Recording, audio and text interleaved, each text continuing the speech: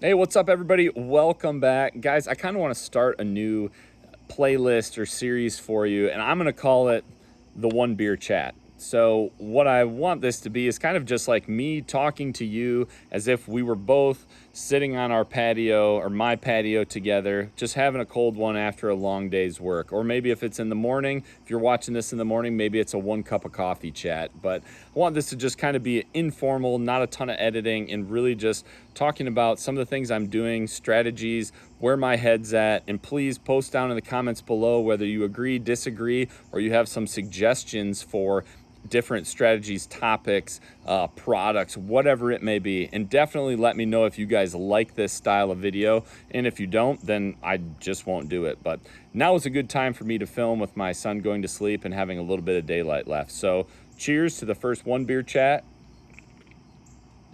What we're going to talk about here for this first one is mock scrapes. So I absolutely love mock scrapes, you guys.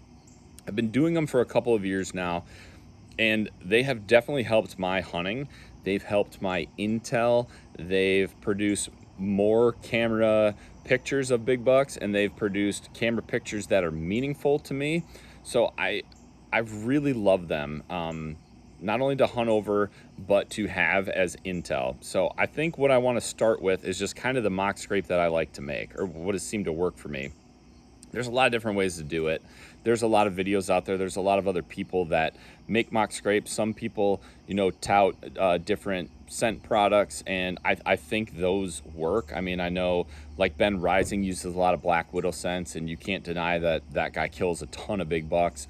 I think scents work, and I've used them, and I've had success with them. But what I tend to lean towards now is like the Jeff Sturgis style, if you want to call it that, mock scrape. Basically a no scent, like a no maintenance type of a mock scrape that uses both a vine, and what I have found is like a stick, branch, something with leaves also attached to it, just to give kind of I don't know, a little bit more of like a rattle, a sound when a buck or even a doe is working that scrape. So Jeff Sturgis likes to use a lot of like grapevines or vines that are, I don't know, something like a quarter to maybe like a golf ball diameter. And I think those actually work really well. Having something like that dangle either from like a tree that you bent over or a branch that you bent over and that's hanging from it, or even sometimes if you don't have a tree to bend over in the spot you want it, just a piece of paracord with that vine paracorded down, that works really well. Something with that weight to that vine kind of just being something that's knocking around on a deer's head or a buck's antlers and head. I think they really like that. Adding to that though, another branch with some leaves on it that kind of rattles around, gives some, I don't know if it's extra feel, if it's sound or whatever, but they definitely seem to like having something that is just making a little bit of noise, rattling around a little bit. That's what I like to do. So whether it's a paracord across with basically two branches, kind of like that heavy vine, and a branch coming down off of that paracord, so kind of like a two setup system, or whether that is literally a branch from a tree that I get to hang at the height that I want, and then maybe add like a vine to it. So they get both of that. That seems to work really well. So that's kind of the style that I like, the Jeff Sturgis style. I'm not putting any scent on it. Usually when I make the mock scrape and I open up the ground, I might take a pee in it to kind of like start it. But after that, it works on its own. So when setting up a mock scrape, at least the ones that have seemed to work really well for me, I kind of got 3 of them here that I wrote down on a little sticky note. That's a food source, and when I say a food source, I really mean like my food plot, not necessarily an ag field, because a lot of times there's tons of scrapes on ag fields already. So setting one up that is going to draw a buck better than, the half dozen or 10 that are already on that field edge can be a little difficult. But on a food plot, or maybe in an ag field where you can kind of put like a standalone scrape tree in, that seems to work really well. So food source is number 1. A trail, a really well used trail. If you can get something right in front of their face on something that they already walk all the time, they can't not stop at it. And once they start using it and it's a high traffic area, that can produce awesome results as far as what you want to see on a mock scrape. And then the third one, which we'll probably dive a little bit deeper into, is a swamp mock scrape. So let's start with the food source one. What I like to do, it's no secret what everybody else likes to do, is literally like a scrape tree type of thing in your food plot. So in mine, I don't have necessarily a standalone. I didn't put just a tree in the middle of my food plot. I've got kind of this fence that actually divides my food plot. It's a snow fence. All it's doing is just helping direct traffic around the food plot to kind of make it a U shape instead of just an open area. And right at the end of it, I just cut a tree down. It's got two really nice big branches coming off of it that I've got right at about waist high. That seems to be a good height.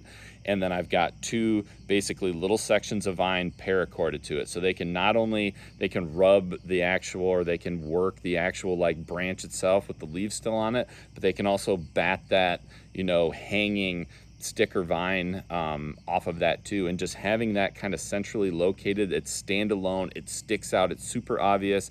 It's very similar to what you see with like food plot scrape trees, where people have a big lush green food plot, maybe not a lot of scraping opportunities around the edges, and then they either like T-post, they attach a tree they cut down to a T-post, or maybe they use like a post hole digger and just dig a tree down where it's just a super obvious thing out in that food plot.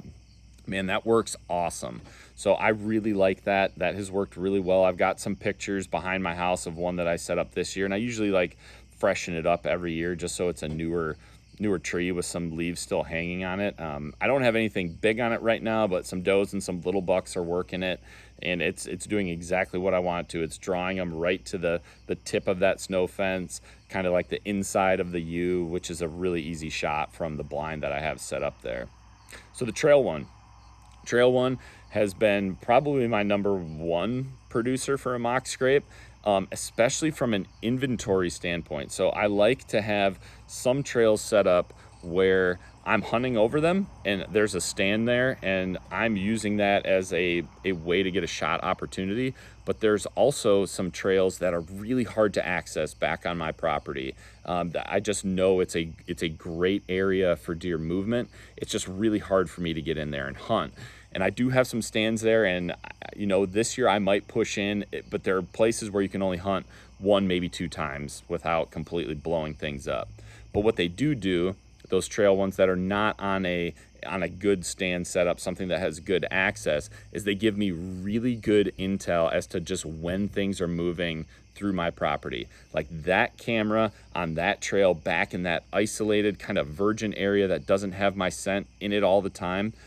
That thing, especially with a cell cam getting real-time data, that gives me such a good indicator as to like what bucks are just moving through my property when they're doing it. I've got pictures from last year where you can really see that testosterone amping up in these bucks, just starting to move like crazy, starting to work scrapes like crazy, starting to show up in daylight. It's a great indicator of when I just need to be out on my property. Even if it's not in that particular spot, it is telling me that they're in that area, and I'm sure they're working other areas of my property that I can easily access and hunt and potentially kill one of those deer. So having one set up on trails right just in front of their face where they can't miss it, awesome for stand setups, awesome for a camera that is literally just an intel camera telling you when you need to be out there. And then the swamp mock scrape. This might be my favorite, and this is something that I'm really going to focus on this year. So when I say a swamp mock scrape, a lot of stuff that I hunt here in Southwest Michigan, it's wet, it's swampy, there's a lot of tall grass, there's not many opportunities where these bucks like to bed or just kind of hang out and stage before they move to ag fields. There's not a lot of scraping opportunities until they get out to those ag fields. And a lot of times those ag field scrapes, those are worked at night. There's not a ton of like daylight scraping going on there compared to a lot of their movement that's happening in daylight hours closer to that bedding cover. So if you can establish the mock scrape in that bedding cover, find something that's a little higher, a little drier, and just clear out that grass for them, make it big and obvious, make it close to a trail, get a nice big branch hanging down, they're gonna hit it. So I just did one of these. I'm gonna throw some pictures up here for you guys in a spot that I really like. It's a bedding spot. I'm hunting basically tight to bedding in a very small staging area. It's like bedding, staging, ag, and I can get into the staging area really tight to bedding. And I made a mock scrape in there, hung my cell cam, and I was kind of late this year getting in there and setting it up, just making sure I could still get access to it. I didn't get confirmation for a little while later than I wanted to, but 20 minutes after I set that up, I had a fawn on it. And granted, I know it's a fawn and stuff like that, but that deer found it instantly. And the next morning, 12 hours later, let's say, I had a halfway decent 2.5-year-old in there working that scrape, and I got like a dozen pictures of him hitting that thing. So it was like, as soon as that was opened up, as soon as it was clear and obvious on kind of one of the main trails that you could see moving through some of that taller grass that they walk normally, boom, they were on it, and they're still on it. I got pictures today of a couple of young bucks and does working that, both in the morning and in the evening. And I do have a stand set up to hunt that one. That one's kind of both. That one's intel because it's close to bedding. It's in an area that they should be using in daylight hours come hunting season. And it's also right off of a main trail, and it's big and obvious. So that is probably like my favorite setup, at least going into this year.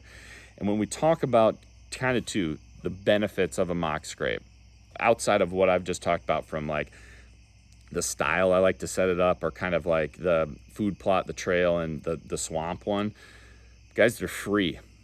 Setting one up is free. And if you're in a no bait state like I am here in Michigan, it's just such a great attractant for not only cameras, but also your stand site. And it's something that once you establish it, you don't have to touch it. Like literally, it's maintenance free. It is just, it's there, it's gonna work for you. The more deer that hit it, the more scent that's left on it, the more deer that are gonna continue to hit it. So that is a huge plus. It's basically free and low maintenance. I guess if you wanna add in the cost of some paracord, if you're gonna use that, then that's your only cost, a couple bucks to make tons of mock scrapes. I think the other key thing with a mock scrape is it sets you up to take advantage of one of a buck's most vulnerable times. And the longer or the more I've paid attention to hunting, and I'm by no means a hunting expert, most of you guys have probably killed bigger bucks than me, but what I'm learning is keying in on that buck's kind of like prime scraping window.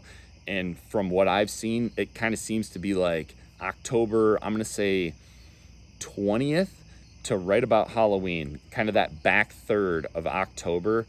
Man, they are all over scrapes. They're all over scrapes in daylight.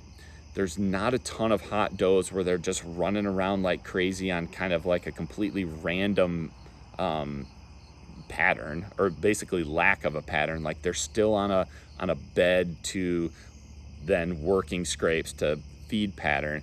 They're really starting to get amped up before a lot of those does come into heat. And that is where I think mock scrapes are just deadly, is targeting that back third of October and having one set up, having it established, having a cell cam over it if you can, and basically, hunting it when you start to see that action pick up.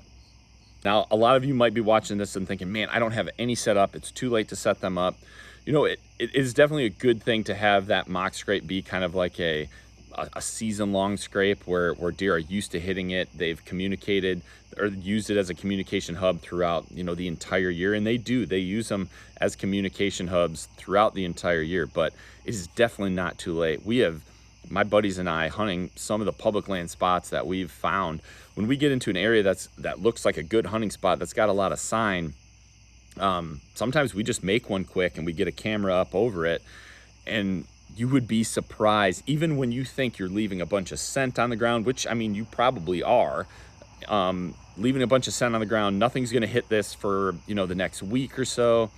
Sometimes that's not the case. I mean, we've had bucks on them the next day or within 24 hours in daylight, returning to that scrape in the morning and evening, multiple bucks hitting it within, daylight hours in a week. Like, it is definitely not too late. So if you find a spot that kind of fits this bill, maybe it's a new hunting spot, maybe it's when you go to a hunting spot and you need something to add to kind of your attraction level, I wouldn't be afraid to make one. Like, if you're already in there, if you're at that area, you're laying scent down, I don't really think it hurts to just add a mock scrape. See what happens. Again, it's free. I don't think it's going to hurt anything. And from what I have seen from both trail cam photos, from hunting over them, they are valuable. They are valuable for killing big bucks. They're valuable for killing deer in general, even if you're not targeting big bucks.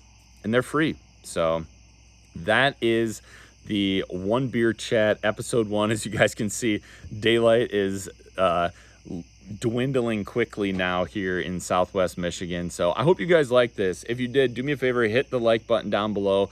Definitely post a comment down below. Let me know if you guys like this kind of a video, more of just like a one-on-one type of or not really one-on-one, but a simulated one-on-one, like you and I are chatting about different topics, different tactics, different gear.